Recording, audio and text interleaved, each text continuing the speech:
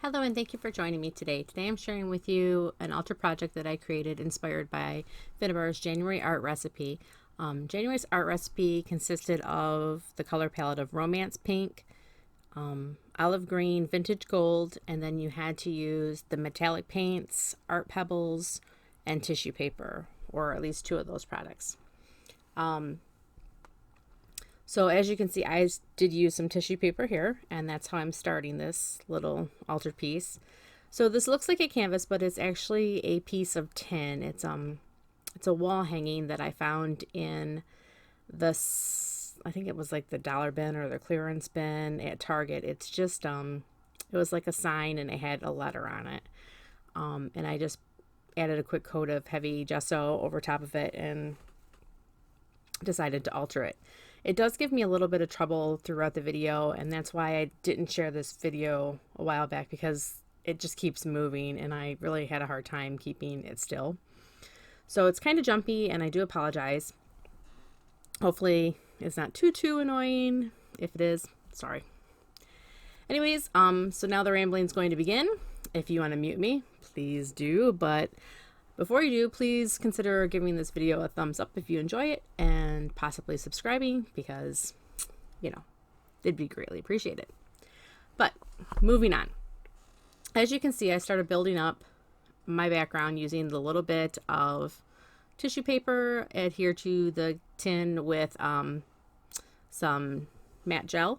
And now I'm adding a little bit of modeling paste through one of my favorite stencils. And I used modeling paste because I have it, no specific reason, but I'm trying to use up the products that I have. So now I'm just adding a little bit of random stamping around the background, and I'm just using, I think it's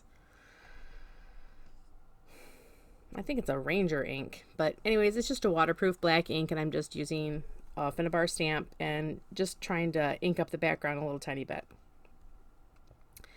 Now I'm adhering my resin pieces with heavy body gel because that's my go-to adhesive. You guys know I swear by it. But all my resin pieces I went ahead and painted black, and that's because what I'm going to do with the metallic paints after this. So I painted them black off camera because everybody knows how to use black gesso.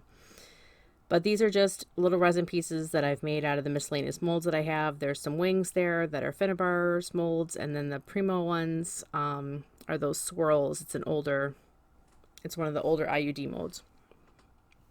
IOD, I'm sorry. But anyhow, you can see I'm just trying to build my focal point, and I'm trying to get it level right here, and that's why you see me go back and add that little piece of cardboard, and it's just so the wings sit evenly. And I'm trying to balance it on the gear and just trying to get everything level. So I'm going to keep building my cluster with some heavy body gel, and I'm layering the two wings, and they're hard to see because they're black. I'm sorry about that. And it's hard to see black on top of black, but that it's two layered wings, and you'll see more of that later. And then the tiny little frame, I'm not even sure where that came from. I think it's just a fondant mold. My cousin gave me a bunch a while back. And then the Finnabair is going to be the main focal point there. And now I'm going to paint this gold with some metallic paint. And I didn't put any gesso on it. I'm just painting this little butterfly gold. Okay, and that's where he's going to go. So now I'm randomly placing the metallic paint around all the embellishments that I added on top of the canvas. And these metallic paints are so pigmented, and they have so much mica in them that when you add water to them, it is insane. And that's what I'm doing here. So I'm just moving them around and watching them blend in, and this way I'm not only getting stuff on top of the resin pieces, I'm getting it in all the little grooves and all the nooks and crannies. The problem with this is, of course, everything's not dry, and I'm just working at a quick pace. So you kind of have to dry in the middle and hope your pieces don't move too much. So be patient with me because some things come off and I have to put them back on. But, that's what happens when you don't take times to fully dry things in between processes. But I was enjoying the process, so I just sat down and did the project. Now I'm adding, I believe this is actually a steampunk copper, so it's not technically in, you know, the color scheme for this challenge, but it didn't get submitted anyway, so I guess it doesn't matter. Anyhow, so now I'm drying, and I'm just going to continue to add color here.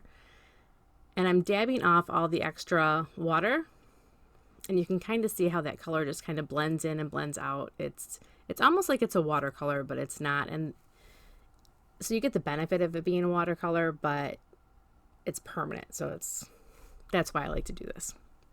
Now I'm actually adding a color blooms, and it's a rich deep brown. I'm not sure what the color is, but it will be linked below. And I'm just doing this to try to add a little bit of depth in between those two colors, and you can see it just kind of brings out some of the details a little bit. And I'm still not 100% sure where I want to go with this canvas, and you can see I have a star in the middle of that butterfly, and that doesn't stay there. And now I'm painting on the Fleurish, and I'm using the green, and I'm not, honestly, I hate it. I can't stand the way it looks. So I'm changing it, and I'm adding water, and I'm thinking, and I'm like, no. So as you can see, I don't like it. I can't decide what it's going. And I was going to cut this out of the video, but I hate to cut all the mistakes out of the video, because then people think, oh, well, they just put this canvas together and that was it. And it's not really how it goes. So I played with this and I hated it. So I decided to add the green in the white parts. And it looks like I'm taking all the green off, but I'm really not. And you can see in the final project, there's actually a lot of green there, but something about the way my light was hitting this project, it looks like it's not, but it really is. It's very green in person. And you can see that in the final photos.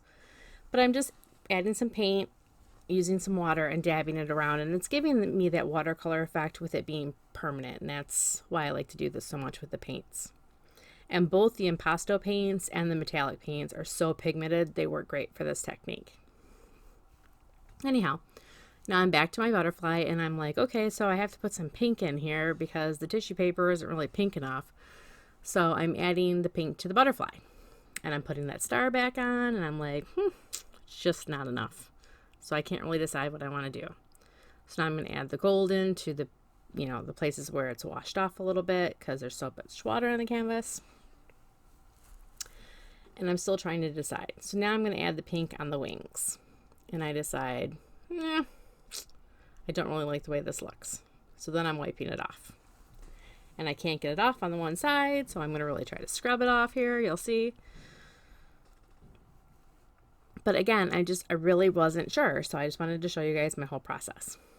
But now I decided that I do like the pink, but I don't like it spread out like the watercolor. So I'm going to go ahead and use this fan brush on, and I'm going to dry brush it on.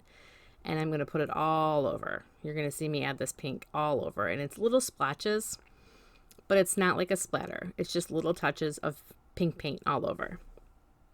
And it really starts to bring out, it highlights those wings. Then I put it on the stars and all over, just touching little pink paint all over.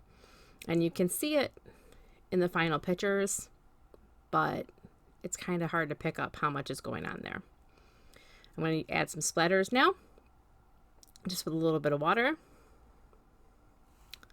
You can see, and I'm still trying to figure out exactly how this is going to go.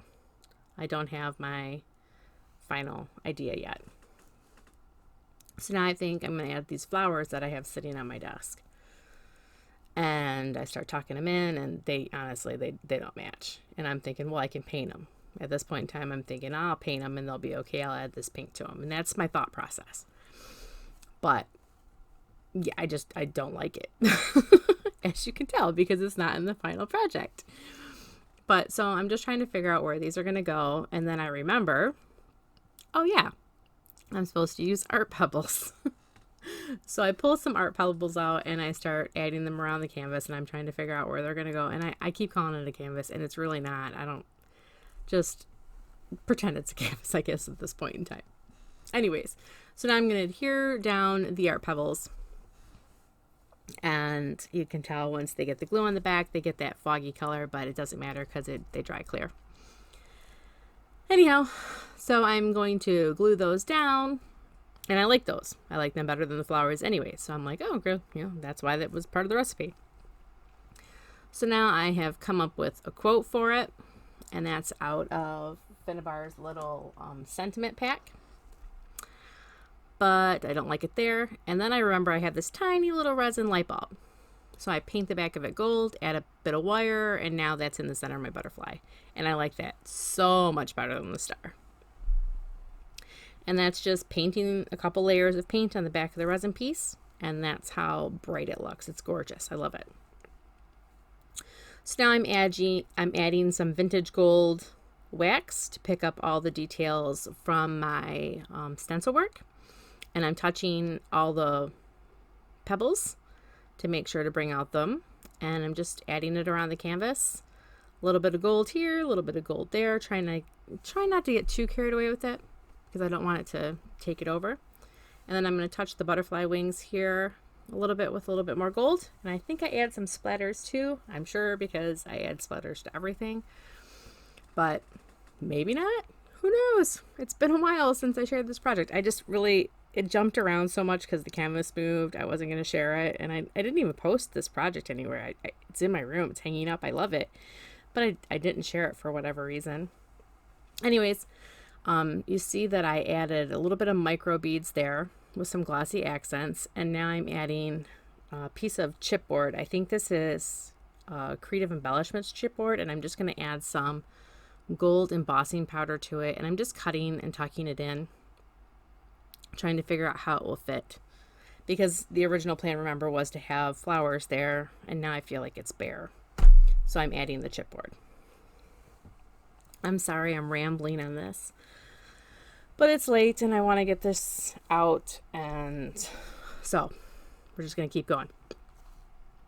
So I'm trying to figure out my placement. I've chopped up the chipboard and I'm going to glue it down, and it's starting to come together. Okay. So final touches, I'm going to add a little bit more splatters, because now they're not on the art pebbles and there's not any paint on top of the chipboard. So that's why I'm going back to do this, because they just kind of stood out a little bit too much and I needed everything to be a little bit more cohesive, and that's why I'm going back and adding splatters. This is what happens when you're not sure what you're going to do and you just bounce around. You wind up doing things 3 and 4 times. It's all about layers, right? Wipe that light bulb off so it's nice and clean.